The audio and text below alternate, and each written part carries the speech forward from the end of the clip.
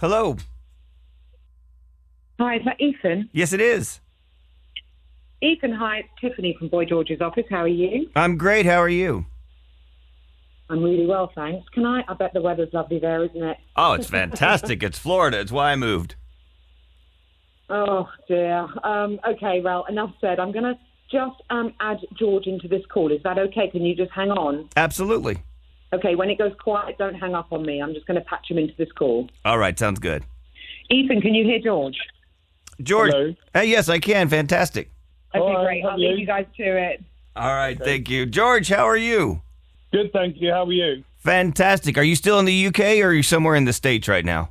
I'm in London right now. It's a beautiful spring day. It's windy, but it's warm. Oh, that's fantastic. I knew it was you calling because the phone number that popped up had like 15 numbers in it, which is about 10 times more than we have here in the States. So, how's life treating you these days? Really good. You know, I'm in London preparing for an art show in Denmark in June, and then I'm heading out to tour in America, and lots of gigging this year, lots of creative stuff. So things are really good. I learned something new today when I was looking into your career and, of course, the band's career, that you were actually briefly a part of Bow Wow Wow, and then you and most of the band left and made Culture Club. I didn't know that before. Yeah, it was a very quick experience in Bow Wow Wow, but it gave me a taste for being in a band. It was like, that was the sort of dynamite that kicked it all off. It was like, okay, I'm going to do this. And so I'm kind of grateful for that experience, because I wouldn't really have done what I've done really without that moment, I don't think. Well, and looking back on the 80s when Culture Club finally broke, I mean, it was a decade of trends and fads. And when Culture Club got huge, especially in America, everybody was about copying their musical hero styles. And copying Boy George's style and dress was just as popular as Madonna's. What was it like back then seeing people dressing just like you at your shows? I liked it. I was influenced by David Bowie and Mark Bolan from T-Rex and all the kind of, dandies that I grew up with in the 70s. So it was a continuation of what those sort of artists taught me, and, about freedom of expression. And rock and roll is not really a place for dressing down. That's very true, and you're proof of that. And even to this day, you're out there sort of pushing the envelope and trying new things. What kind of, in your head, makes you go, you know what, I want to try that. I want to try this purple top hat with a rakish tilt and then, put a beautiful art and glitter around my eye. What makes you go, I want to look like that for right now? I think that, there's certain aesthetics that please me. I love a hat because I think a hat it adds a sort of, height and, tension to a look. And, it's really just, I like classic kind of cuts, classic tailoring, but with a twist. I love clothes, but I don't really care about them in the way some people do. Do you know what I mean? To me, they're a means to an end. It's about having fun. It's about expressing yourself. But I'm also a big champion of normality as well. Whatever turns you on, do it. Enjoy yourself. Life is short and brief, and you should make it as fun as possible. And that's what I love about you, is because I'm the same way. If you like it, do it. If you're not hurting anybody else, who cares? Just go out and have fun and live your own life and be as pretty or dressed down as you want. Yeah, exactly. Because, as I say, if you're in someone else's experience, you're not having your own experience, and that's worrying. Yeah, very much so.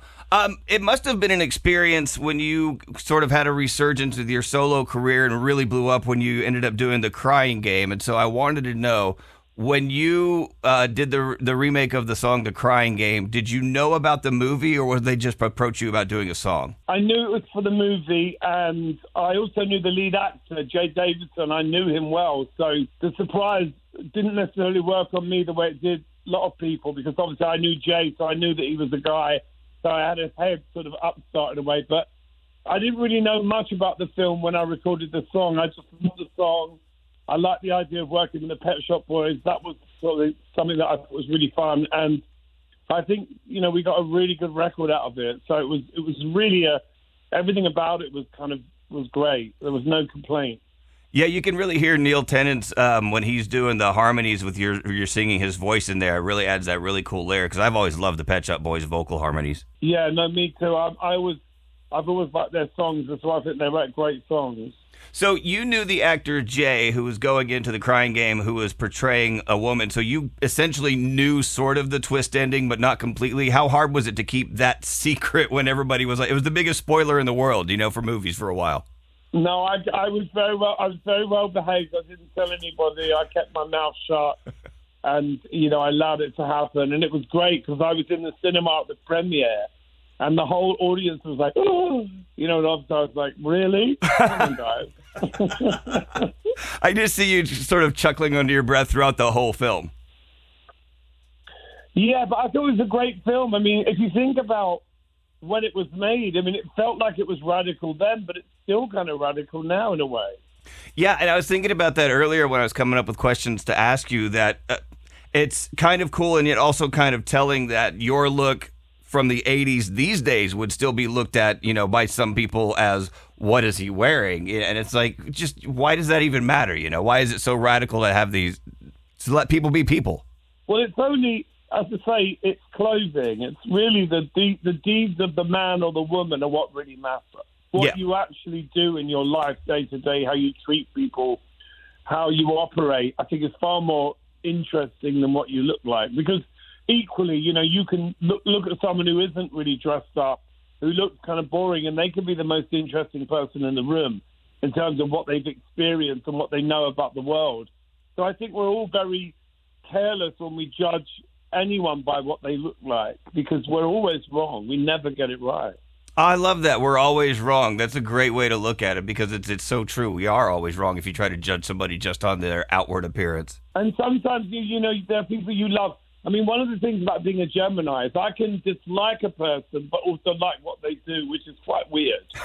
So people say, we are two-faced. I say, no, I'm just able to separate the craft from the person. If I love the music, of course, it always helps if you love the person as well. It makes it even better. But actually, there are some artists that I don't particularly like. I'm not going to name them. But I think I love your music, so I just, I will enjoy the song. And separate you from it, I'm a Pisces, and I don't know that much about my own horoscope if we're just accepting of people, but I like to think that I'm accepting of people just as they are, so maybe that's part of the Pisces thing. Yeah, well, Pisces is like quite a spiritual, quite a creative sign, quite sensitive. So, when you're sensitive, it makes you more kind of conscious of what other people are feeling, but also, as we just said, you really never know what someone's feeling. And even sometimes when people tell you what they're feeling, they're not necessarily telling you the truth. Yeah. You kind of, you're never really sure. I feel like just keep an open mind on everything and everyone. And as I say, I think whenever I travel, of course I love architecture and I love memorabilia and all of that stuff and the food. But what you remember is the people. You always remember how you were treated when you arrived. And I actually think if you arrive smiling, you'll always have a better time. Have you ever sort of felt like people were just treating you well because you were Boy George, the singer and celebrity, but maybe deep down they wouldn't have if you weren't a famous musician? The best thing ever is when you talk to someone on the phone and they're very unfriendly and cold, and then it quickly transpires that you're Boy George on the phone. Oh, my God, sometimes the turnaround is almost comical. You just think, who were you a minute ago? Now you're being so nice. But I think, as I say, you have to evolve with the person. You have to enjoy it, particularly in my game. You have to enjoy being who you are. Otherwise, everything's a nightmare. When you're walking around and people come up to you, you kind of have to deal with it and be nice and enjoy it. I feel like that's the difference between me now and 20 years ago, 30 years ago. I really didn't understand what it meant to actually have fun doing everything.